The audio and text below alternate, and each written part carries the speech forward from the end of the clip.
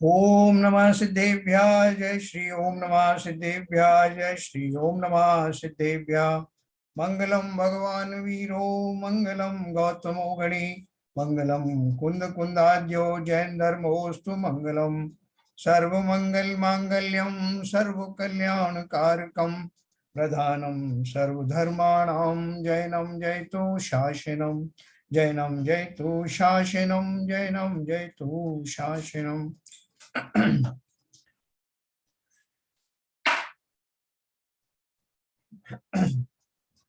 देखिए हमारी बात चल रही थी।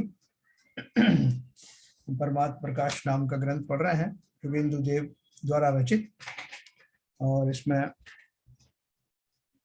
हमने अभी तक जो दूसरे अध्याय के 21-22 दोहे पढ़े हैं। 21वें दोहे के बारे में जिसमें काल द्रव्य का वर्णन है, उसमें से कुछ चीजें मैं फिर से पढ़ूंगा जिससे अपन को ये सब्जेक्ट फिर से समझ में आ जाए।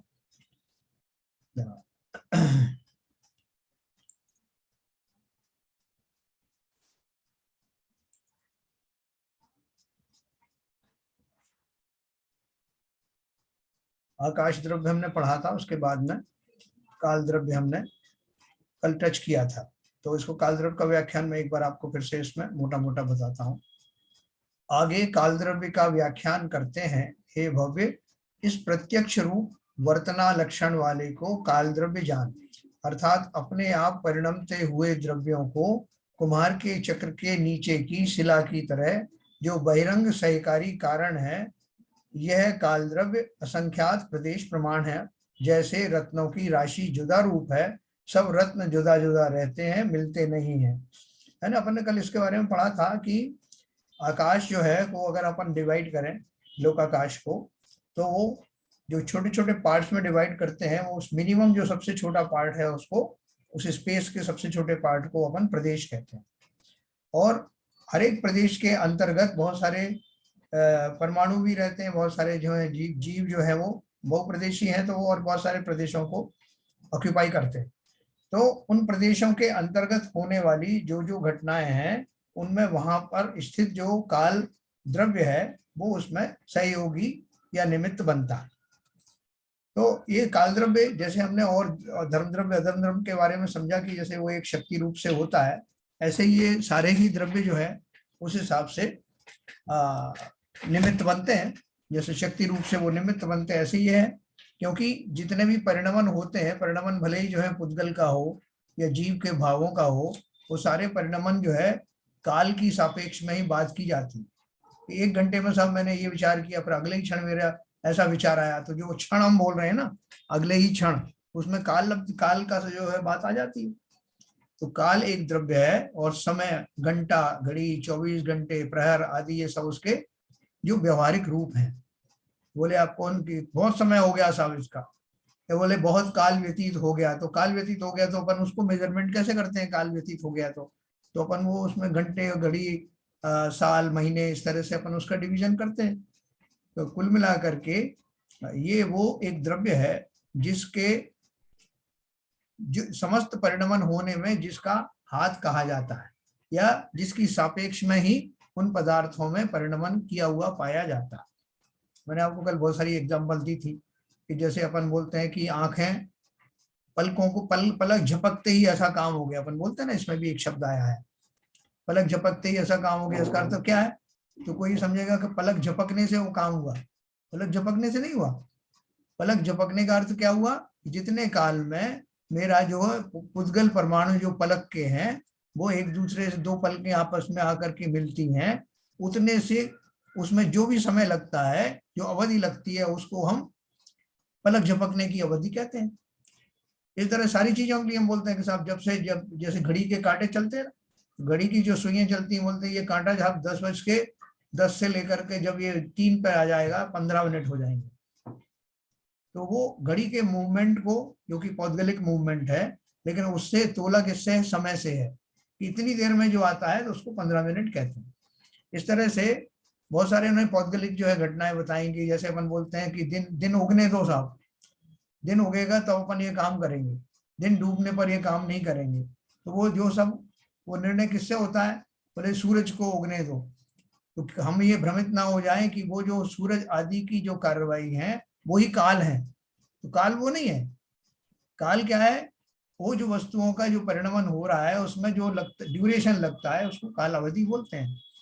कि सूरज को उगने दो, तो उसका अर्थ क्या हुआ कि जो सूरज कहीं और था, वहां से भ्रमण करके जब वो उदय को प्राप्त होता है, हमको दिखाई देता है, तो उस काल को हम बोल देते हैं कि साहब वो 12 घंटे बाद जो है सूर्य उदित हुआ।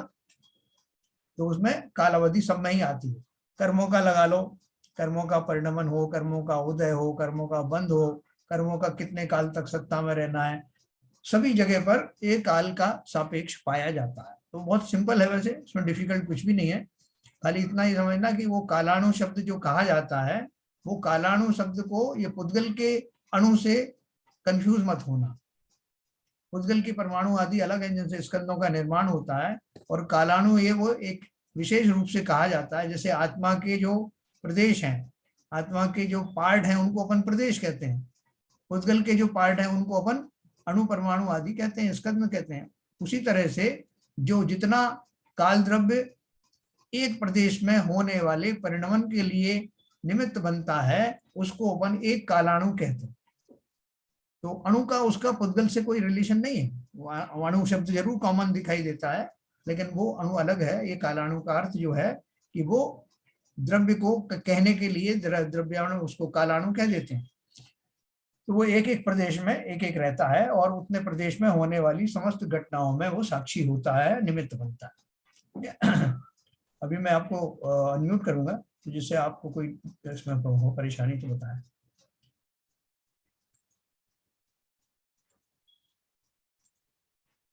हाँ, ये समझ में आया सबको? कोई दिक्कत हो तो बताएं। हाँ, बहुत अच्छे से आज एकदम बहुत सिंपल भाषा में आपने समझा दिया। बेसिकली उसको बोलते हैं द्रव्य, लेकिन वो यूनिट का ही काम करता है वो। बस यूनिट का काम करता है, सिंपल है। क्योंकि कहाँ कहाँ अपन बोलते हैं जो काम जिस काल में जिस क्षेत्र में होना है, तो वो काल का अर्थ क्या है? अब वो क्षेत्र भी अपन ने कन्फाइन कर दिया, तो उस क्षेत्र में उसमें जो काल है उस काल की सापेक्ष में वो काम होता है। तो अभी मतलब काल एकदम ऐसा क्लियर हो गया कि इसमें तो कोई किंतु परंतु नहीं है। लेकिन जो द्रव्य, जो जीव और पुद्गल, वो ही अपने ज्यादा डिस्कशन किए हैं। बाकी तो सब यूनिट है, समझने के लिए है सब। हाँ, लेकिन वो एग्जिस्ट करते हैं, अपन को ये मालूम होना चाहिए। हाँ, नहीं नहीं, उनसे चीजें जब कैलकुलेट बात करने के लिए वो चीजें बहुत जरूरी होती हैं। आकाश और द्रव्य, वो आकाश और काल जरूरी होते हैं जी हाँ। उसको बनाने के लिए। तो इस तरह से हमने ये काल के बारे में पढ़ा, और ये हमारा जो है अपन जो तो वो हर एक कोई जानता है। कि वो उसमें जो मैंने बताया था, एक फिल्म में गाना है, वक्त के दिन और रात, वक्त के कल और आज, वक्त की हर शय गुलाम, है ना वो गाना पुराना हो। अमीन, क्या नाम था उसका? अमीन शानी नहीं, उसका पुरानी पिक्चर का था ये गाना। तो उसमें ही बोलते हैं कि सब जगह वक्त ही वक्त है। अपन बोलते हैं उसका वक्त आ गया, वो बड़ा कम वक्त है, ये भी बोलते हैं ना अपन। वहाँ वक्त का अर्थ अलग है, लेकिन वक्त आ गया या वक्त पे काम होगा, ये सब का अपना अपना काम सब वक्त पर कर लेना, जो वक्त पे ही खाना मिलेगा, ये सब वक्त क्या है? ये सब समय की सापेक्ष में दिखाने वाला वो काल द्रव्य ही है। जैसे कभी हम बोलते हैं कि आपका वही द्रव्य, आपका समय आएगा, मतलब कोई कर्म चल हाँ, रहा है आपका, तो भाई उसका अभी समय नहीं आया है, आपका आपको बराबर, फल नहीं मिल रहा है, उसका समय नहीं तो आया अभी। उसमें यूनिट लग जाती है। और हाँ, जैसा बोलते हैं कभी कभी घूरे के भी दिन फिरते हैं, तो बराबर, उसमें भी काल ही आ जाता है कि मतलब अरे एक समय आएगा, काल आएगा, कभी तो ऐसा समय आएगा हाँ, जिस समय यहाँ पर कुछ इमारत बनेगी या कुछ यहाँ पर काम होगा। अपन अनजाने में ही ऐसे बोलते रहते हैं कि हमारा भी एक दिन समय आएगा, है ना। उसका उसका भी एक दिन समय आएगा, उसका समय खराब था, अब उसका अच्छा समय शुरू होता है। ये सब समय का तो हम बहुत व्यवहार रूप में बहुत उपयोग करते हैं। और समय एक ऐसी चीज है। काल और काल लब्धि में क्या अंतर है? काल और काल लब्धि, हाँ बराबर। बताओ भाई शैलेंद्र जी, बताओ काल और काल लब्धि क्या है? तो काल तो वैसे यूनिट हो गया, और काल अवधि मतलब वो समय जब आ जाएगी तब वो उसको माना जाएगा कि हाँ भाई ये क्षण आ गया, तो वो बराबर, काल अवधि मतलब आ गई वो। जिस समय में जो काम होना है उस पर्टिकुलर समय को काल लब्धि काल कहते हैं। अवधि बोल देंगे तो भाई क्या, अभी जैसे आपका कुछ ऐसा कार्य होना था जो अभी हुआ, तो उसकी काल अवधि आ गई थी, मतलब उसका लास्ट समय आ गया था, इस टाइम में होना ही था, इसलिए हो गया। बराबर, बराबर, ठीक है तो। मतलब जब हो जाए तब वो काल लब्धि कहलाएगी। नहीं हो जाए या नहीं भी होए, तो जिस अपन बोलते हैं हर एक कार्य अपनी काल अवधि आने पर ही होता है, तो वो अगर नहीं भी आया लेकिन उसका एक पर्टिकुलर टाइम जो है वो फिक्स है ना, मतलब विशेष काल। विशेष काल। वो काल जो है, जैसे केवल ज्ञानी अवधि ज्ञानी तो आज ही बता देंगे आपको कि वो 21 काल में वो घटित होगा। इसका मतलब वो पर्टिकुलर काल है और वो फिक्स है, उसी समय में आएगा। एक अवधि ज्ञानी से पूछो या 10 से पूछो, हाँ, और वो तभी आएगा। तो जब वो आ गया तब भी आप कह सकते हो कि वो काल आ गया, काल लब्धि आ गई, या आने वाला है उसके पहले भी अपने मालूम हो गया ज्ञान से कि वो आएगा समय, तो तब भी वो काल लब्धि उसी पर्टिकुलर टाइम को ही कहा जाए। मतलब काल हमेशा हर समय चल रहा है और लब्धि जब जब काम पूर्ण हो रहा है उस काम के परिप्रेक्ष्य में उसे काल लब्धि कहा बिल्कुल बिल्कुल बिल्कुल बिल्कुल ऐसे ही। ललित जी समझ में आ रहा है? नहीं, जैसे बाकी अपने 6 द्रव्य हैं, ऐसे काल भी हर समय है। हाँ बिल्कुल ऐसे ही है। ऐसा नहीं है कि काल कोई विशेष है, बाकी द्रव्य भी साथ है, हर समय है। बाकी वैसे सबका जो परिणमन होता है, देखो हाँ परिणमनशील तो हर एक द्रव्य है, अपन ने पढ़ा। एक भी हाँ द्रव्य ऐसा है जो नहीं है जिसका की परिणमन नहीं होता, पुरानी पर्याय का व्यय होता है, नई पर्याय आती है। किसी की भी लगा लो, चाहे वो जीव द्रव्य के भावों की पर्याय लगा लो, उसके राग हाँ, द्वेष की लगा लो। कालाणु के भी परिणमन हो रहा है। जैसे अभी काल है, वो निकल गया, दूसरा हाँ काल आ गया। हाँ वो वो काल घटना का, उसमें घटी या न घटी बात अलग है, लेकिन हाँ वो काल तो निकला। तो ये काल भी परिवर्तित हो रहा है हर क्षण हर पल। हाँ देखो ऐसा है, उस काल द्रव्य की जो पर्याय है वो बदल रही है। जैसे पुद्गल का स्कंध है ना, पुद्गल की हाँ पर्याय क्या बदल रही है? पुद्गल तो अपनी जगह पर रहेगा, वो तो खत्म तो होता नहीं, हाँ, लेकिन पर्याय बदल ली। हाँ उसकी पर्याय बदलती हैं। तो जो इसी तरह से इसकी पर्याय काल की क्या बनती है? इतना समय बीत गया, वो जो बीता हुआ समय है, घड़ी में, घंटों में, महीनों में, वर्षों में, वो सब उसकी पर्याय है। जो बीत गया, बोले आज से 5 साल पहले ऐसा हुआ था, तो वो समय काल की वो पर्याय है जो व्यय हो गई, खत्म हो गई। अब नहीं, अब हमारा समय आने दो, अब अगला समय आएगा 10 साल बाद, तब ऐसा होगा। तो मतलब वो क्या, काल की दूसरी पर्याय में ये घटित होगा, जी है ना। सभी द्रव्य जैसे पुद्गल को आदि हैं, सबकी पर्याय बदलती है। अगर पर्याय ना बदले तो वो द्रव्य फिर जड़ हो जाए। तो निरंतरता, उसमें डायनेमिज्म लाने के लिए नियम है कि उसमें पुरानी पर्याय का व्यय होता है, नई पर्याय आती रहती है। जब धर्म आज, द्रव्य और अधर्म द्रव्य की पर्याय भी बदलती है। हाँ बदलती हैं। तो वो कौन सी बदलती? चूंकि वो सूक्ष्म पदार्थ हैं, सूक्ष्म जो द्रव्य है, इसलिए उनकी जो पर्याय अर्थ व्यंजन पर्याय होती है, जो केवल ज्ञान गम्य है। और वो कैसे होती है मैं आपको बताऊं, पहले ही बताया था। अर्थ पर्याय भी जो है वो सूक्ष्म होती है, तो वो आपको समझ में, जीव की भी अर्थ पर्याय होती है। व्यंजन पर्याय भी जो किसी अपेक्षा से कहते हैं, अर्थ पर्याय ही होती है। तो वो कैसे होती है? जैसे मैंने बताया कि अब सिद्धों के भी अर्थ पर्याय होती है। तो सिद्धों की क्या अर्थ पर्याय होगी, अपन ने चर्चा किया था ना। वो ट्यूबलाइट का अपन ने एग्जाम्पल दिया था कि जैसे कि वो जो इलेक्ट्रिसिटी है, वो 1 सेकंड में जो है 50 बार ऊपर नीचे होती है, लेकिन हमको दिखाई नहीं देती, इतनी तेजी से चलती है वो उसकी साइकिल। तो उसी तरह से जो उनके जो ज्ञानादि जो प्रसिद्ध गुण हैं, वो विद इन लिमिट, उनमें जो है थोड़ा सा उनकी इंटेंसिटी में कम ज्यादापन होता है। और उस इंटेंसिटी में कम ज्यादा होना, वो इतनी कम भी नहीं होती कि वो फिर उसका जो भाव भाषण का जो काम है, तीनों लोग को दिखने का काम है, वो खत्म हो जाए, ऐसा नहीं होता। With in the limit. जैसे मैंने बताया, अपन कोई चीज पढ़ रहे हैं, पढ़ते में जो फ्लिकरिंग हो रही, ट्यूबलाइट का वोल्टेज कम ज्यादा हो रहा है, जिसमें हमको दिक्कत कुछ नहीं हो रही हो, ऐसा सूक्ष्म परिवर्तन इन सब द्रव्यों में होता है। एक तो क्वेश्चन और है ऐसे जन साहब, एक व्यवहारिक क्वेश्चन है इसमें। हाँ जैसे अभी हम कभी बात करते हैं कि हमारा समय आएगा, ऐसा होगा तो हम बहुत, हमारे को मतलब खुशी होगी। हाँ और जब वो समय आ जाता है तब हमको लगता है कि अरे जो समय निकल गया उस टाइम में बड़ा अच्छा था। लेकिन जो वर्तमान जो होता है उसकी हम अभी जैसे अभी हम 1 घंटे बैठे हैं, स्वादन कर रहे हैं, अपना उसमें आनंद ले रहे हैं और चर्चा कर रहे हैं। तो इसको आनंद को भूल के जब हमको वो मिलेगा, हम वो 5 प्रतिमा ले लेंगे, 7 प्रतिमा लेंगे, जब ही हम खुश हो पाएंगे। मतलब ये कहने का मतलब, ये उसको लोग कैसे क्यों बोलते हैं? क्योंकि अभी के समय को नहीं लोग खुश, अभी के समय को यूटिलाइज नहीं करते हैं।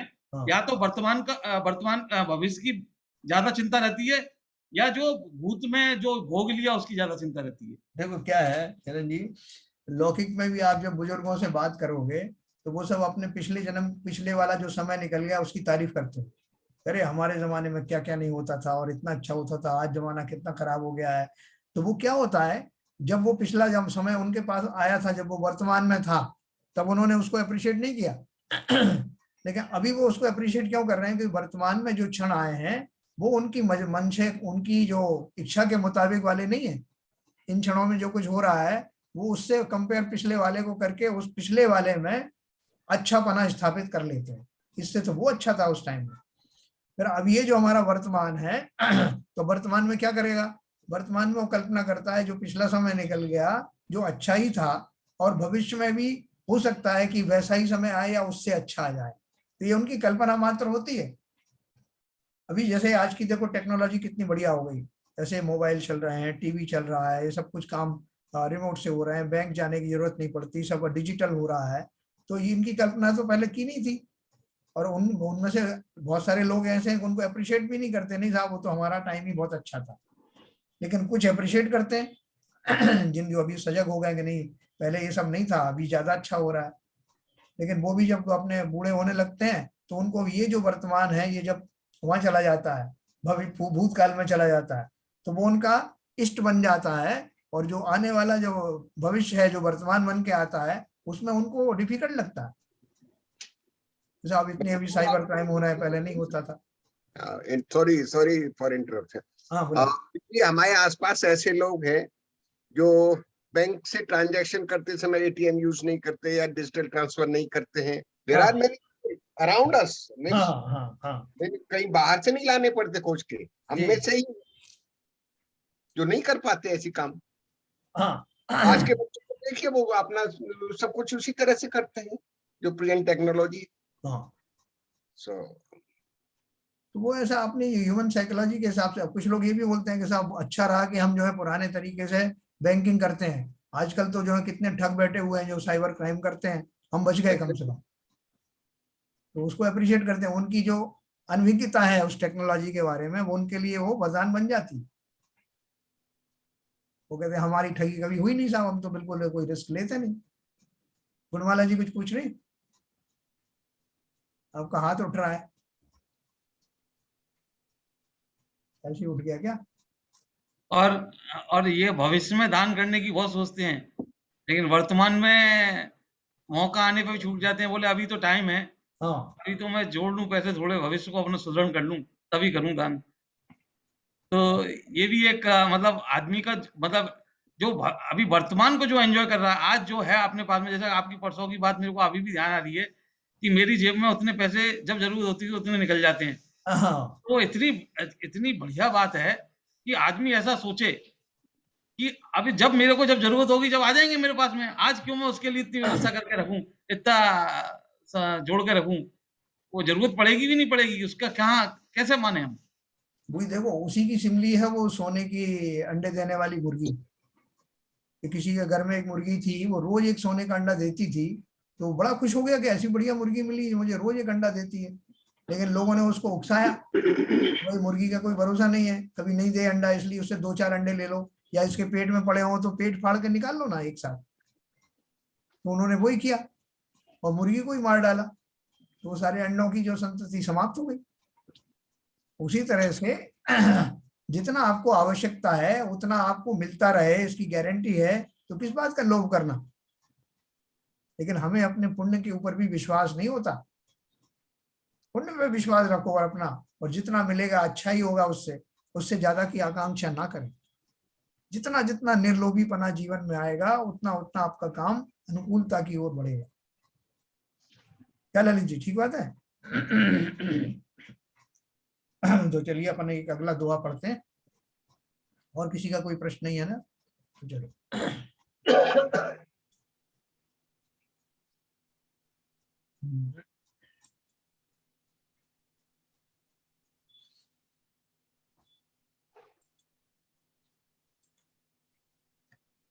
हाँ देखिए 22 नंबर का दोहा हम पढ़ते हैं।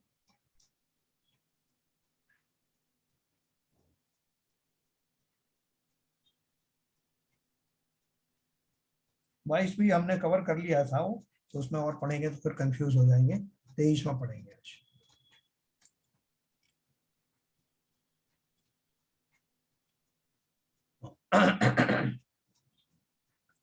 दव्य चयारी भी ईयर जिए गमनागमन विहीन जीव भी पुग्गलु परिहरिव पवनैनान पवीण।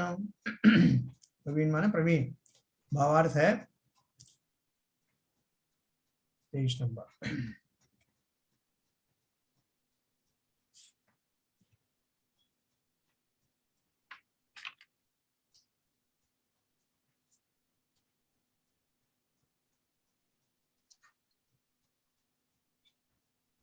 आगे जीव और पुद्गल, हाँ, आगे जीव, हाँ और पुद्गल वाला पैरा है। प्रदेश है, बराबर। आगे जीव पुद्गल ये दोनों चलन हलन आदि क्रिया युक्त है ना, ये भी हमने थोड़ा पढ़ा था। और धर्म अधर्म आकाश काल ये चारों निष्क्रिय हैं ऐसा निरूपण करते हैं। अपन सब जानते हैं ना, क्रियावती शक्ति होती ना। जैसे पुद्गल में, पुद्गल के कौन कौन से गुण हैं? तो रूप रस गंध वर्ण स्पर्श आदि होते हैं ना। और जीव में जो है अपने गुण होते हैं, लेकिन एक कॉमन चीज होती क्रियावती शक्ति, दोनों में होती है, जिसकी वजह से वो गमन गमन आदि किया करते हैं। जीव पुद्गल ये दोनों चलन हलन रूति हलन आदि क्रिया युक्त हैं। और धर्म अधर्म आकाश काल ये चारों निष्क्रिय हैं, है ना। निष्क्रिय है ना, वो कुछ करते हो नहीं पाए जाते, उनका गमन क्या है, वो तो सब जगह व्याप्त है। धर्म द्रव्य पूरे लोक में व्याप्त है, अधर्म द्रव्य पूरे लोक में व्याप्त है, आकाश तो पूरे लोक में है ही, और काल द्रव्य के बारे में अपन अभी पढ़ा। तो चारों निष्क्रिय हैं ऐसा निरूपण करते हैं। हे हंस, देखो बहुत सारे भजनों में आत्मा को हंस की उपाधि दी।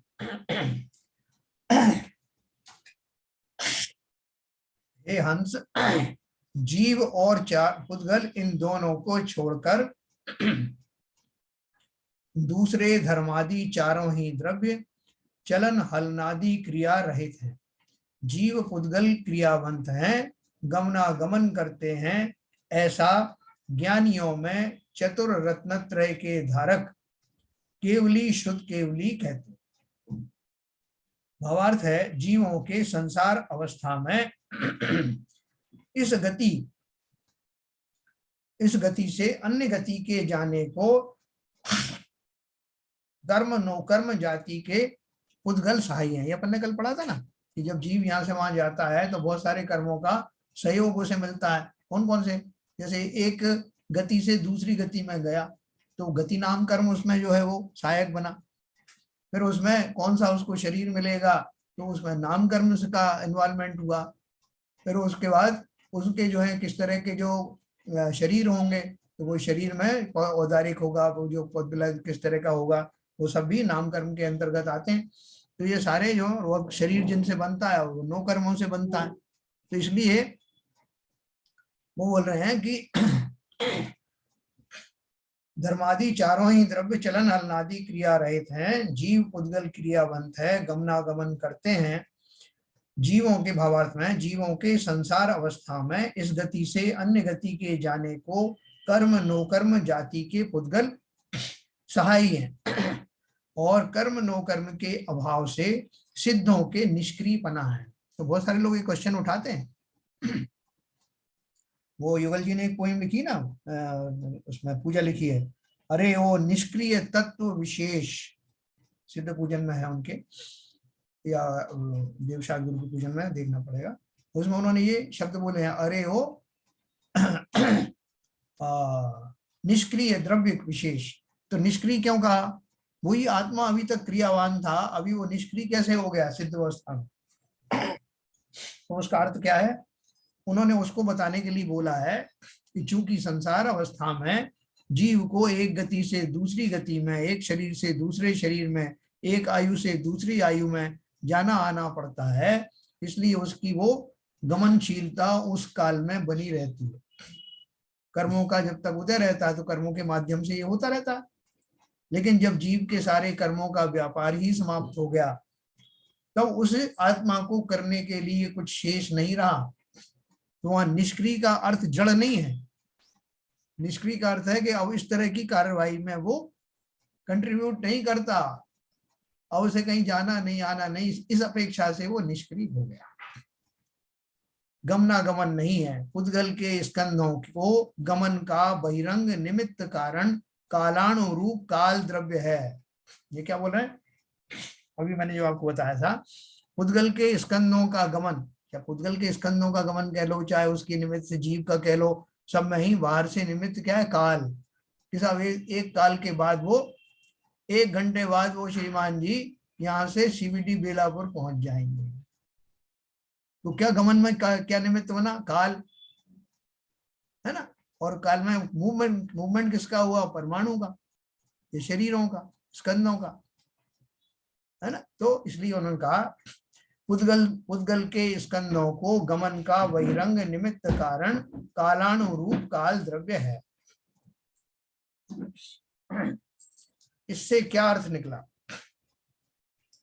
यह निकला कि निश्चय काल की पर्याय जो समय रूप व्यवहार काल, उसकी उत्पत्ति में मंद गति रूप परिणत हुआ अविभागी पुद्गल परमाणु कारण होता है। समय रूप व्यवहार काल का उपादान कारण निश्चय काल द्रव्य है, उसी की एक समयादि व्यवहार काल का मूल कारण निश्चय कालानुरूप काल द्रव्य है, उसी की एक समयादिक पर्याय है। पुद्गल परमाणु की मंद गति बहिरंग निमित्त कारण है, उपादान कारण नहीं है। पुद्गल परमाणु आकाश के प्रदेश में, देखो ये लाइन नोट करना, पुद्गल परमाणु आकाश के प्रदेश में मंद गति से गमन करता है। यदि शीघ्र गति से चले तो एक समय में 14 राजू जाता है। जैसे घट पर्याय की उत्पत्ति में मूल कारण तो मिट्टी का डला है और बहिरंग कारण कुम्हार है, वैसे ही समय पर्याय की उत्पत्ति में मूल कारण तो कालानुरूप निश्चय काल है और बहिरंग निमित्त कारण पुद्गल परमाणु है। समय पर्याय की उत्पत्ति में जो मैंने अभी आपको बता दिया ना संक्षेप में, कि अपन वो बोलते हैं कि साहब जब कांटा इधर से उधर आ गया तो इतना 15 मिनट हो गए, तो आपने क्या लगा लिया, कोई अगर नहीं समझे तो उसको लगेगा ये घड़ी के कांटे को इधर से उधर कर देंगे तो समय हो जाएगा। अभी कोई मान लो इसको ये बच्चे को ये बता दिया जाए कि घड़ी जब यहाँ से इतने तक आ जाती है तो 15 मिनट हो जाते हैं, और वो नटखट बालक है तो उसने वो कांटा उठा करके अपने फिजिकली उसको धक्का देके उसको 3 के ऊपर ले आया, तो 15 मिनट हुए क्या, है ना। तो वो क्या बोल रहे हैं कि पुद्गलों के जितने भी मूवमेंट होते हैं वो सारे मूवमेंट जो है वो होते तो अपने आप हैं, लेकिन उनमें लगने वाली समयावधि वो काल द्रव्य का ही भेद है, काल द्रव्य का ही व्यापार है ना। ये मैंने आपको अच्छे से समझा दिया, तो लोगों को कोई कंफ्यूज ना हो कि वो पुद्गल चलता है इसकी अपेक्षा से काल होता है, ऐसा नहीं है। काल जितना उसका काल लगता है मूवमेंट में उसको ही अपन समय कहते हैं। और देखो एक बात और उन्होंने बताई कि अगर जो है वो पुद्गल परमाणु में इतनी शक्ति होती है, अपन ने समय की परिभाषा बताई और अपन ने प्रदेश की परिभाषा बताई। क्या बताई, आकाश के एक प्रदेश से दूसरे प्रदेश में, एडजेसेंट प्रदेश में, लगे लगाए प्रदेश में जाने में मंद गति से जाने वाले परमाणु को जितना काल लगता है उसको समय कहते हैं। एक समय, समय सबसे छोटी यूनिट है ना, तो उसकी क्या परिभाषा है, मंद गति से मूव होने वाले एक परमाणु को एक प्रदेश से दूसरे प्रदेश में जाने में जितना समय लगता है उसको एक समय कहते हैं। ये सबको क्लियर है, ये याद रखना, ये परिभाषा आगे याद काम आएंगी।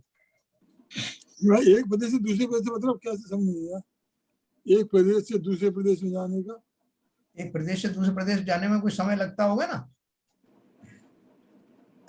अपन मैं आपको बोलूं, एक चींटी है, वो चींटी यहाँ से वहां तक जाती है, मूव करती है आटा लेने के लिए अपने, तो हमने देखा कि टेबल के इस कोने पे आटा रखा और उस दूसरे कोने पे एक चींटी को छोड़ दिया, और वो चींटी चल करके आटे तक जब तक जाएगी उसमें कुछ समय लगेगा। उस समय मैं मेजर कर लेता हूँ स्टॉप वॉच से, तो मैं कह देता हूँ कि चींटी को यहाँ से यहाँ जाने में इतना समय लगता। उसी प्रकार से जो परिभाषा, एक समय की जो परिभाषा बनाई गई, वो परिभाषा ऐसे ही बनाई गई कि जितने काल में एक परमाणु मंद गति से अपने बगल वाले प्रदेश में पहुंचता है उतने ड्यूरेशन को एक समय कहा जाता है। किसी ने पहुंचाया नहीं परमाणु को कि अपन लाओ अपने परमाणु छोड़ दें, लेकिन ये डेफिनेशन है। और मूवमेंट तो सब हो ही रहा है, परमाणु अपन को दिखते नहीं। तो ये परिभाषा जो है वो इसके लिए बनाई, प्रदेश की परिभाषा, जो कि क्षेत्र की परिभाषा है, और समय जो काल की परिभाषा है। ठीक है ना। तो ये इस तरह से क्षेत्र और ये इसका काल है। तो ये वाला थोड़ा समझ में नहीं आया, थोड़ा सा दोबारा बताएंगे। हाँ, काफी प्रदेश तो 23 का आपने जो बताया ना, वो थोड़ा सा इसमें तो बहुत सारे कॉम्प्लेक्स पूरा डिस्क्रिप्शन है। देखो ऐसा है इसलिए मैंने आपसे कहा कि आप उसका ज्यादा डिस्क्रिप्शन में मत जाइए। खाली जो मैंने आपको पहले बताया था, ये इसमें इस पूरे उसमें द्रव्य की और उसकी परिभाषा बताई है, सॉरी समय की परिभाषा बताई है, और प्रदेश की परिभाषा बताई है। क्या बताई है? देखो ये बहुत सारी चीजें उन्होंने दी हैं कि कुम्हार जो है इसका बहिरंग कारण है, और ये सब जो है सहकारी कारण है। तो वो मैंने आपको कल उसके बारे में बताया था कि ये सब इतनी सी बात है कहने के लिए कि जो भी पुद्गल का मूवमेंट होता है, वो मूवमेंट अपने आप में काल नहीं है। पुद्गलों का जो गतिमान होना है, इधर से उधर जाना होता है, वो जो उनका जो इधर से उधर जाने वाला जो चीज है, वो स्वयं में काल द्रव्य नहीं है। कि साहब इतनी देर से ये आदमी वहां से वहां तक चलकर गया, इसका मतलब 1 घंटा हो गया। तो अपन ने क्या अंदाज लगाया कि व्यक्तियों के मूवमेंट को ही समय कहा। एक व्यक्ति यहाँ से वहां तक गया और उसके मूवमेंट को मैंने बोल दिया कि 1 घंटा लगा, इसको 2 घंटे लगा, 3 घंटे लगा, तो अर्थात उसके मूवमेंट का ही नाम काल है, ऐसा बहुत सारे लोग समझते हैं। तो उसका निवारण करने के लिए उन्होंने ये कहा कि काल द्रव्य जो है वो इंडिपेंडेंट चीज है, और जब भी कोई चीज मूव करती है तो उस मूवमेंट में जितना समय लगता है वो समय काल द्रव्य की पर्याय है। देखो अभी इसमें ये समझ में आई बात आपको मेरी? जी जी। अब देखो इसके आगे मैं आपको बताता हूँ। उन्होंने बताया कि जैसे जो बहुत सारे जो 6 द्रव्य हैं, धर्म द्रव्य अधर्म धर्म की बात करें अपन, इसमें उन्होंने उसको भी दिया। देखो कोई प्रश्न करे कि गति का सहकारी धर्म है, काल को क्यों कहा? वो बोल रहे हैं परमाणु की बात कर रहे हैं ना, परमाणु के निमित्त से तो काल का समय पर्याय प्रकट होता है, और काल की सहायता से परमाणु मंद गति करता है। कोई प्रश्न करे कि गति का सहकारी धर्म है, काल को क्यों कहा? उसका समाधान है कि सहकारी कारण बहुत होते हैं और उपादान कारण एक ही होता है। दूसरा द्रव्य नहीं होता, निज द्रव्य ही अपने गुण पर्यायों का मूल कारण है, और निमित्त कारण बहुत से होते हैं, इसमें कोई दोष नहीं। जैसे धर्म द्रव्य तो सबका ही गति सहायी है, परंतु मछलियों को गति सहायी जल है।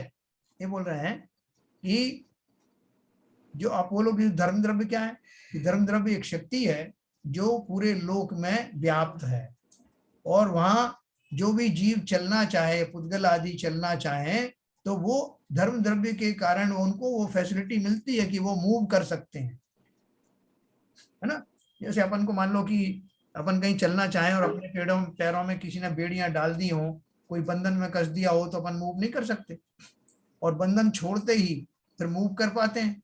तो वो मूव होने वाली जो योग्यता है हमारी, हमने स्वच्छंद होकर यहाँ से वहां चले जाते हैं, कोई हमको रोकता नहीं है। इसका अर्थ क्या है कि एक ऐसी शक्ति है जो इनके मूवमेंट्स में सहायी होती है, और सहायी का अपेक्षा क्या है कि वो खुद चलाती नहीं है कि साहब चलिए आप उठ जाइए, धर्म द्रव्य हूं मैं, आपको जगाने आया हूं, आपको चलाने आया हूं, ऐसा नहीं है। वो शक्ति विद्यमान है, और जिन्हें चलना है वो चलते रहते हैं। जैसे मछली को जल का सहायता है, मछली जब चलना चाहे तो उसके लिए मीडिया है, जल में चलती है, तो उसके लिए जल उपलब्ध है। लेकिन कोई मछली सोच ले कि मुझे नहीं चलना है तो मत चले, है ना। कोई रुकना चाहे, चलते चलते रुकना चाहे, तो वो भी फैसिलिटी है कि आप रुक सकते हो। नहीं तो वो न्यूटन ने एक नियम दिया ना कि अगर कोई द्रव्य चलना चाहे तो वो तब तक चलता रहेगा जब तक कोई एक्सटर्नल फोर्स ना लगाया जाए, है ना। तो इसका अर्थ क्या है कि वो एक्सटर्नल फोर्स जो भी लग जाए, या ब्रेक लगने का प्रोविजन भी होना चाहिए ना, उसी का नाम अधर्म द्रव्य है। अगर वो नहीं हो, अगर धर्म नहीं हो तो सब जगह चलने की शक्ति तो है साहब, रुकने की शक्ति नहीं। एक बार चल पड़े तो चल पड़े, किसी से टकरा रहे हैं, खंबे से, इससे उससे, रुक नहीं रहे। तो देखो वो क्या कह रहे हैं कोई भी द्रव्य का, सभी द्रव्यों का मूवमेंट तो होता नहीं, मूवमेंट होता है सिर्फ उद्गल द्रव्य का और जीव द्रव्य का, गतिमान होते हैं वही। और वो गतिमान होने में जो निमित्त बनते हैं, बहुत सारे निमित्त बनते हैं गतिमान होने में, लेकिन उसमें से जो गति का जो मूवमेंट है, डिस्प्लेसमेंट है, वो हमेशा काल सापेक्ष ही होता है। मूवमेंट की ही बात क्यों करें, और भी बहुत सारे जो परिणमन होते हैं, जैसे आपने कोई वस्तु रखी और 2 घंटे बाद वो सड़ गई, 10 घंटे बाद सड़ गई, तो वो जो घंटे मैंने बोला वो काल द्रव्य है ना, उसमें जो सड़न का जो प्रक्रिया शुरू हुई है वो काल की सापेक्ष ही तो है।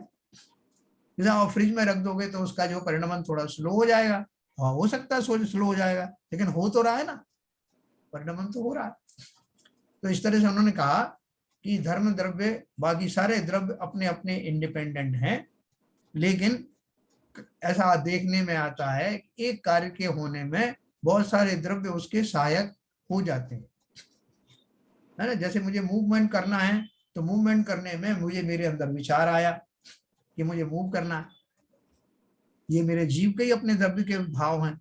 शरीर में वैसी योग्यता हुई तो ये पुद्गल की योग्यता हुई, फिर काल द्रव्य वैसा हुआ, ऋतु की अनुकूलताएं हुई तो मैं मूव करने लगता हूँ, पैर मेरे चलने लायक होते हैं, जमीन वैसी होती है, क्षेत्र चलने योग्य होता है, ऐसे बहुत सारी चीजें होती हैं जो एक बार एक घटना के लिए बहुत सारे द्रव्य जो है उसमें निमित्त बन जाते हैं। ठीक है सर। तो यहाँ कोई प्रश्न करे कि धर्म द्रव्य तो गति का सहायी सब जगह कहा है और काल द्रव्य वर्तना का सहायी है, गति सहायी किस जगह कहा है? बोला आप बोल रहे कि गति में सहायक होता है, क्या सहायक होता है? काल द्रव्य। उसका समाधान श्री पंचास्तिकाय में कुंद कुंदाचार्य ने क्रियावंत और अक्रियावंत के व्याख्यान में कहा है, जीवा पुद्गल इत्यादि। इसका अर्थ ऐसा है कि जीव और पुद्गल ये दोनों क्रियावंत हैं और शेष 4 द्रव्य अक्रिया वाले हैं, चलन हलन क्रिया से रहित हैं। जीवों को दूसरी गति में गमन का कारण कर्म है, वह पुद्गल है ना, और पुद्गल को गमन का कारण काल है। क्या अपन ने पढ़ा साहब, जब जीव को सम्यक दर्शन प्राप्त हो करने की योग्यता आती है तो उसके जो है इतने इतने कोड़ा कोड़ी सागर के जो कर्म बंद हुए हैं वो घट करके अंत कोड़ा कोड़ी सागर स्थिति प्रमाण हो जाते हैं। इसमें काल द्रव्य कहीं दिखता है क्या आपको? ललित जी बताओ, जो मैंने आपको अभी सेंटेंस दिया उसमें काल द्रव्य का कहीं इन्वॉल्वमेंट है? अनम्यूट करिए। जो आप जैसे भी आपने कोड़ा कोड़ी जब बताया तो वो तो समय का ही यूनिट है ना सर? समय की यूपी है, इकाई है। तो हाँ, अगर वो कम ज्यादा हो रही है तो उसका जो वो भी काल का सापेक्ष है। हाँ, काल का सापेक्ष है। हाँ, तो बोल रहे हैं कि साहब वो जीव की तो बात हो रही, जीव नरक से और यहाँ आ रहा है और वहां जा रहा है, और आप कह रहे हो काल ने करवाया। तो करवाया काल ने नहीं, वो कर्म ने कराया, वो कर्म के सापेक्ष में हुआ, और वो कर्म का सापेक्ष में से एक काल भी एक अवधि है ना। हाँ, पर कर्म के साथ भी काल जुड़ा हुआ है एक्चुअली, जो कब उसका परिणमन, मतलब कब वो होगा, कब तक आपातकाल में रहेगा, फिर दूसरा जब उदय बोले कर्मों का उदय जब आएगा। हाँ, उदय हो गया, कर्मों का उदय हुआ तो काल कर्म के साथ काल भी जुड़ा हुआ है। बिल्कुल जुड़ा है ना। अपन ने बोला साहब उनका जो है काल, उनका उदय आ गया, हमारा कोई खोटे कर्म का उदय आ गया भाई साहब, तो पहले क्यों नहीं आया था? तो उसकी काल लब्धि नहीं आई थी। जैसे अभी ऋतु ने पूछा ना कि वो काल लब्धि क्या है, तो काल लब्धि वही है जिस काल में वो पर्टिकुलर इवेंट, वो घटना होती हुई पाई जाए, वही उसकी काल लब्धि है। तो इस तरह से ये आप समझ में आया होगा। मतलब जीव को गमन करने के लिए पुद्गल कारण है, कर्म आदि, और पुद्गल को गमन करने के लिए काल कारण है। हाँ देखो, कारण शब्द अपन नहीं कहेंगे, निमित्त है, निमित्त कहिए, है ना, क्योंकि कार्य और कारण जो है उसी द्रव्य में वो होता है जो कार्य कर रहा है। कर्ता जीव जो जिसका जो भाव होता है वही उसका कर्ता होता है। ठीक है ना। तो ये जीव दो सूत्र भी हुए ना कि बाह्य निमित्त तो आंतरिक निमित्त, तो आंतरिक निमित्त तो स्वयं हो गया और बाह्य निमित्त ये बन जाएंगे। हाँ, आप आंतरिक उसको निमित्त कहने की जरूरत नहीं, अपन तो करता ही है ना सीधे। हर एक द्रव्य अपने अपने भाव का करता है और दूसरे का भाव का करता नहीं है। तो कर्म को जो वो जो समय है या काल है वो उसका निमित्त है। उसके मूवमेंट को ना तो काल ने करवाया है ना ही जीव ने करवाया कि मैं जैसे बोलता हूँ साहब मैं चल दिया यहाँ से वहां, तो मैं का अर्थ हम क्या लगाते हैं, शरीर। तो वो शरीर का जो मूवमेंट हुआ अपनी योग्यता से हुआ, उस समय मेरे भाव भी वैसे बने, दोनों का परस्पर निमित्तिक संबंध तो बना, लेकिन सबने अपना अपना काम किया। जीव ने चिंतन रूपी काम किया और शरीर के पुद्गलों ने चलने का काम किया। उस प्रोसेस में आत्मा भी तो चला क्योंकि वो शरीर में ही स्थित था। ऐसा तो देखो, इसका अर्थ ऐसा है कि जब तक इस जीव के हलन चलनादि क्रिया है, गति से गत्यांतर को जाना है, तब तक दूसरे द्रव्य का संबंध है। जब दूसरे का संबंध मिटा, अद्वैत हुआ, तब निकल अर्थात शरीर से रहित निष्क्रिय हो गया है। अद्वैत का मतलब क्या हो गया, अभी उसमें कोई भी द्वैत नहीं रहा, दो चीजें नहीं रही, मात्र मैं रह गया। उसके हलन चलनादि क्रिया कहां से हो सकती है, अर्थात संसारी जीव के कर्म के संबंध से गमन है। सिद्ध भगवान कर्म रहित निष्क्रिय हैं, उनके गमनागमन क्रिया कभी नहीं हो सकती। आप बोलोगे साहब वहां पे वो तो धर्म द्रव्य तो वहां भी है ना, तो वो धर्म द्रव्य ने उनसे नहीं कहा कि साहब उठिए हम आपको लेने आए हैं, चलिए हमारे साथ। इससे जाहिर होता है कि वो सब जो है निमित्त हैं, जिनको वो जो प्रयोग में लाते हैं उनके लिए निमित्त बन जाते हैं। उन्हें कहीं जाना नहीं, कहीं आना नहीं, तो उनको वो निमित्त भी बनते नहीं।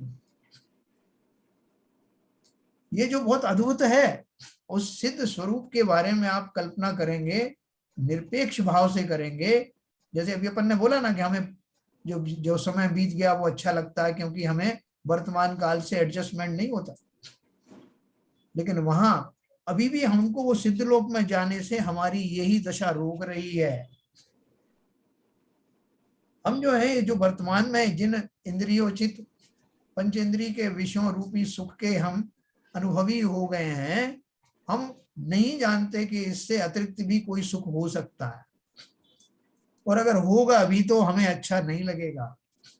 ये हमारी ये मान्यता अंतर में बहुत गहरी पड़ी हुई है और इसी कारण से वो मोक्ष हमें मिल नहीं रहा।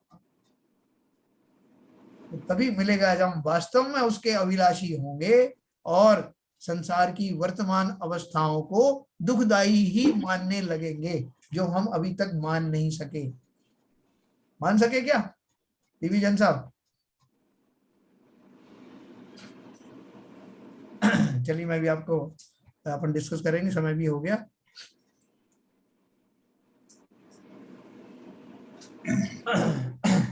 क्या भाव जी? हाँ जी, अभी तक अपन को ऐसा लगा कि जो हमने जिस तरह का सुख हमको मिल रहा है अभी, वो सुख में कोई दम नहीं है और मोक्ष में सुख है, ऐसा हमें अंदर से लगा क्या? अरे ऐसा लग जाता तो फिर बात ही क्या थी। उसी की तो आवश्यकता है। शैलेंद्र जी ने यही प्रश्न पूछा था, जो पास्ट में हमने जो भोग भोगे हैं, जो हमारे समय का निकल गया है, वो हमें वर्तमान में अच्छा लगता है। हम सबको उदाहरण देते हैं आजकल के बच्चों को, अरे तुम क्या जानो हमने क्या क्या किया है, हमारे जमाने में ऐसा होता था है। अब अपन जब सिद्ध बन जाएंगे तो हम सिद्धों को बोलेंगे जाके, तुम क्या जानो इसका स्वाद जो हम चख के आए हैं। तो वो कहेंगे कि भैया हम भी तो वहीं थे, हमें क्या बता रहे हो। ये तो भाव ही नहीं रहते साहब, ऐसे तो भाव ही नहीं रहते कोई। तो आज की बात सबके समझ में आई, सिंपल था।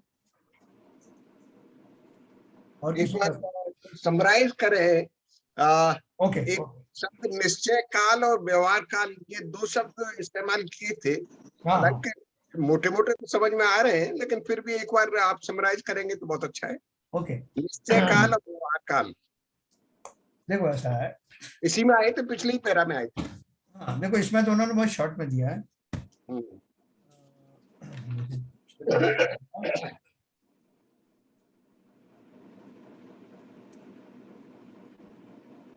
हम्म 22 नंबर अपन ने कौन सा 23 पढ़ा था ना? 23 पढ़ा। हाँ 23 में है उद्गल परमाणु परमाणु के निमित्त से काल का पर्याय होता है, गति का सहकारी उपादान कारण धर्मजब तो सभी का गति का सहाय है। नहीं, जब उसका खाली इतना ही अर्थ है कि जो सभी जो द्रव्य होते हैं उनका जो है एक व्यवहार भी होता है।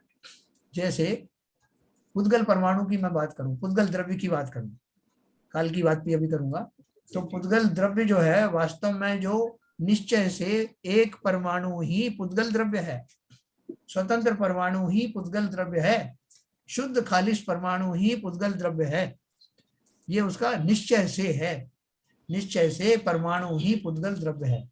व्यवहार से उनसे बनने वाले स्कंदों को भी मैं पुद्गल कहता हूँ, शरीर को भी पुद्गल कहता हूँ, जो मिट्टी टेबल आदि इनको भी पुद्गल कहता हूँ। लेकिन ये सब व्यवहार रूप है, स्कंद रूप है, अशुद्ध पर्याय है, व्यवहार पर्याय है, जबकि निश्चय पुद्गल चीजों से बनी चीज पुद्गली तो रहेगी, तो उसमें व्यवहार निश्चय क्या बात आई? नहीं, वो जो मिश्रित अवस्था जो होती है जिसमें स्कंद बन जाते हैं वो वास्तव में पुद्गल द्रव्य नहीं है, वो स्कंद है जो बना ही पुद्गल द्रव्य से, बात अलग है। लेकिन उसको शास्त्रीय भाषा में अशुद्ध दशा बोलते हैं। दशा अशुद्ध हो सकती है पर है तो पुद्गल ही। हाँ, तो वहां मना कर रहे हैं। उसी तरह से काल के ही जो भेद हैं, समय आदि हैं, वो काल के ही तो हैं। जहां काल एक निश्चय द्रव्य है, द्रव्य कभी समाप्त होता नहीं, उस द्रव्य की जो पर्याय हैं वो समाप्त हो जाती हैं और फिर से नई पर्याय बनती है। काल द्रव्य नष्ट अगर ये जो द्रव्य कभी समाप्त नहीं होता, काल के बारे में कैसे कहेंगे? काल द्रव्य जैसे आज का जो क्षण है, हाँ, वो निकल गया तो निकल गया, वो समाप्त नहीं है, वो तो वापस नहीं आने वाला। यही तो मैंने अभी आपको बताया, जस्ट अभी आप यही तो दूसरे पुद्गल है, उनके बारे में तो हम कहते हैं भाई वो परमाणु बिखर गए, अपने अपने स्वरूप में चले गए और है परमाणु की शेप में, ठीक है, जैसे आयरन हो रहा है या कुछ भी है। पर काल कैसे के लिए कैसे हम कैसे कह सकते हैं कि ये नहीं हुआ? गुरुजी ने एक गिलास में पानी मंगवाया और उस शिष्य ने उसको पैर लगा दिया उसमें, तो वो पानी सब फैल गया। उन्होंने एक कुएं से मंगवाया था वो पानी। अब उन्होंने उस शिष्य से कहा कि मुझे वो पानी ला के दो, तूने पानी मेरा कैसे गिरा दिया? तो उन्होंने कहा गुरुजी मैं लेके आता हूँ। तो कहाँ से लाएगा? बोले वो कुएं में से लाता हूँ। बोले कुएं में से लाएगा तो ये पानी थोड़ी हो गया होगा जो तूने फेंक दिया, मुझे तो यही पानी चाहिए। अब आप ला के दे सकते हैं वही पानी? उसी तरह से द्रव्यों में घटित होने वाली, समस्त द्रव्यों में घटित होने वाली उनकी लाके दे सकते हैं। कैसे दोगे लाके? उस पानी को बटोर के साफ सफाई करके दे देंगे, ये रहा पानी। हाँ, कैसे करके? वो पानी को बटोर के उसको फिल्टर करके दे देंगे। अरे बटोरा नहीं, पानी सोख लिया मिट्टी ने पूरा। हाँ तो उसको गरम करके निकाल लेंगे ना उसमें से पानी। मिट्टी में से निकालोगे तो फिर आप कर्ण बन जाओगे। कर्ण थे ना, कर्ण की कथा मालूम है ना आपको? जो वैष्णव समाज में प्रचलित है कि वो घी का घड़ा, कोई घी का लोटा लेके जा रहा था यज्ञ के लिए, और उनका जो रथ में से वो कुछ टक्कर वक्कर लगी, क्या हुआ, तो वो जमीन ने सोख लिया। तो फिर वो किसी ने कहा कि मुझे तो वो ला करके तो वापस वही घी। तो उन्होंने उस जमीन को इतनी जोर से निचोड़ा कि वो जमीन चिल्ला पड़ी, पृथ्वी। और फिर उन्होंने शाप दिया कि एक दिन तेरा रथ इसी मिट्टी में धस जाएगा। ये प्रसिद्ध कथा है। तो देखो, संसार के समस्त पदार्थों की जो पर्याय निकल चुकी हैं वो वापस नहीं आती। समय की बात भी है, और आपका पुद्गल के जो परमाणु है ना, जो परमाणु आपके जिस रूप में आज इस शरीर में स्कंद बने हुए हैं, इसी रूप में वो कभी नहीं बनेंगे स्कंद। हाँ, पर्याय रूप बदल जाएगा बस। तो जब वो पिछली पर्याय हमारे ही जो स्कंदों की वापस नहीं आती, तो वो समय अगर निकल गया है तो हमें कौन सी तकलीफ हो रही है? काल की वो पर्याय हैं जिन्हें हम समय कहते हैं, भूतकाल की समस्त पर्याय निकल गई और भविष्य में आएंगी नई नई पर्याय आएंगी। जैसे और द्रव्यों पर घटित होता है, ऐसे काल द्रव्य पर भी घटित होता है। काल एक द्रव्य है, निश्चय से एक द्रव्य है, समय आदि जो उसकी पर्याय हैं, और उन्हीं को हम व्यवहार काल कहते हैं। ठीक है हरकिशन साहब, है ना। तो ये सब जैसे अब जीव द्रव्य है, अब जीव द्रव्य की बहुत सारी पर्याय हैं। जीव जो है हमारा, अगर मैं शरीर के सापेक्ष में लगाऊं तो मैं ही तो बच्चा होता हूँ, शिशु होता हूँ, मैं ही किशोर होता हूँ, मैं ही जवान होता हूँ, मैं ही बूढ़ा हो जाता हूँ। किसकी अपेक्षा से मैंने लगाया जीव को, जीव द्रव्य को? जिस शरीर में वो रहता है उस अपेक्षा से मैंने लगाया। किसी भी द्रव्य का परिणमन एक बार हो गया तो वो तो रहेगा ही नहीं। रहेगा, परिणमन का अर्थ ही है पिछली पर्याय का व्यय हो जाना, नई पर्याय का आना। और पुरानी पर्याय मिल नहीं सकती आपको। हाँ। अभी अपन हैं जी कुछ कह रही? तो चलिए, तो ये हमने थोड़ा, ये बीच बीच में जो बारीक सब्जेक्ट आ जाता है हमारे बहुत काम का है, ये अपने हमसे कंसेप्ट इससे क्लियर हो जाते हैं, है ना। फिर भी अगर कुछ कभी रह जाए तो कल अपन फिर चर्चा करेंगे। समय हो गया आपका, जिनवाणी स्तुति करें।